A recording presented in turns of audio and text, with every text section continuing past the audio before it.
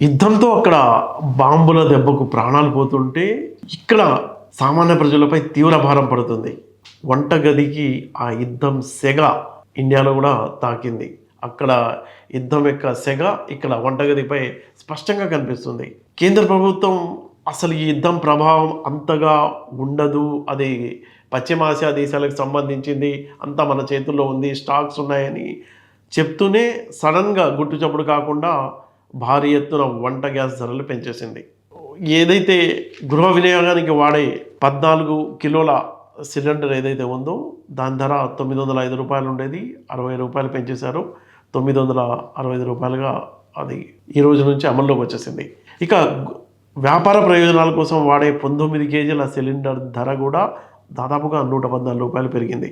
గతంలో ఒకరోజు ముందు 1996 రూపాయల 50 పైసలు ఉన్న ధర ఇప్పుడు 2110 రూపాయల 50 పైసలకు పెరిగింది.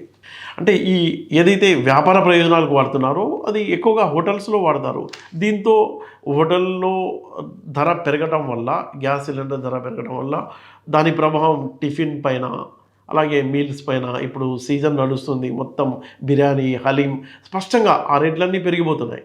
పెంచడానికి కొన్ని చోట్ల ఇప్పటికే పెంచేశారు. చాయ్ ధర కూడా పెంచుతారు అన్న ప్రచారం జరుగుతుంది. అంటే ఏదైతే ఈ గ్యాస్ ధర పెరిగిందో సామాన్యుల జీవితంపై ఆ ప్రభావం స్పష్టంగా కనిపిస్తుంది.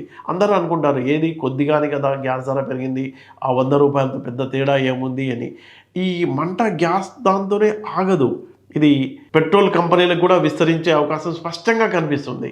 ఏ క్షణంలో ఈ పెట్రోల్, డీజిల్ ధరలు పెరుగుతాయి, ఆ ధరలు పెంచడానికి ఆయా కంపెనీలు సిద్ధంగా ఉన్నట్టు ప్రచారం బాగా జరుగుతుంది. ఎందుకంటే ముడి చమురు ధర ఇంటర్నేషనల్ మార్కెట్లో ఒక బ్యారెల్ $90 పైకి దూసుకెళ్తుంది. ఆ ప్రభావం స్పష్టంగా కనిపిస్తుంది.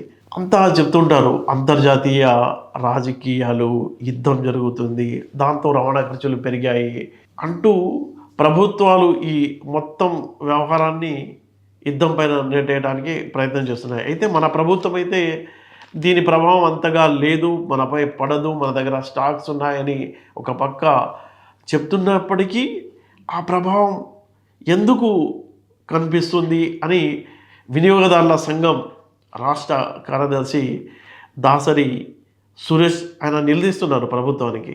ఆయన ఏమంటాడంటే స్టాక్ మార్కెట్ పడిపోతుంది దారుణంగా, ఆ తర్వాత డాలర్ మారకం విలువలో స్పష్టమైన తేడాలు మనం చూడవచ్చు. మరోపక్క ఈ గ్యాస్ ధరలు కూడా విపరీతంగా పెంచేశారు, అసలు ఎలాంటి ప్రభావం లేదు అంటూ ఈ బండబాదుడు ఏంటి అని వినియోగదారుల సంఘాలు నిలదీస్తున్నాయి. హెర్ముజ్ జలసంధి ఇరాన్ ప్రభుత్వ నియంత్రణలో ఉండటం వల్ల అక్కడ దాదాపుగా 200 పైన పెద్ద పెద్ద షిప్లు నిలిచిపోయాయి. దాంతో రవాణా స్తంభించిపోయింది. ముడి చమురు రాకపోవడంతో ఆ ప్రభావం స్పష్టంగా ఉంటుంది అన్ని దేశాలపైన.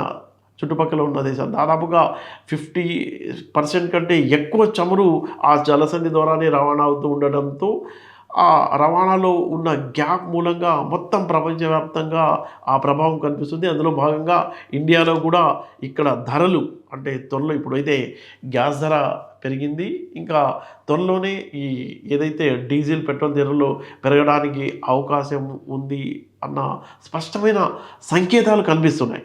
గ్యాస్ ధర పెరగడంతో మహిళా సంఘాలు కూడా తీవ్ర అసహనం వ్యక్తం చేస్తున్నారు. ప్రగతిశీల మహిళా సంఘం రాష్ట్ర కార్యదర్శి వై గీత ఏమంటారంటే గతంలో ఒక 20-30 రూపాయలు పెంచడానికి ప్రభుత్వం వెనక ముందు ఆలోచించుకొని డెసిషన్ తీసుకునేది. ప్రజల తరపున అలాగే ప్రజా సంఘాల నుంచి విపరీతమైన రెస్పాన్స్ వస్తుంది కాబట్టి భయం ఉండేది. కానీ ఇప్పుడు దారుణంగా ఏకంగా గృహ వినియోగానికి 60 రూపాయల మేరకు, అలాగే కమర్షియల్కు 114 రూపాయల మేరకు పెంచడం అనేది దారుణమైన విషయం అంటారు ఆమె పిఓడబ్ల్యూ రాష్ట్ర కార్యదర్శి వై గీత. అయితే టోటల్గా మనం చూసుకున్నట్లయితే యుద్ధం యొక్క సెగ, ఎక్కడో జరుగుతున్న యుద్ధం యొక్క మంటలు మన వంటింట్లో స్పష్టంగా కనిపిస్తున్నాయి. ప్రభుత్వం ఏమో ఏం అంత ప్రభావం ఉండదు అని చెప్తూనే ఇప్పుడైతే బండబాదుడైతే బాధేసింది.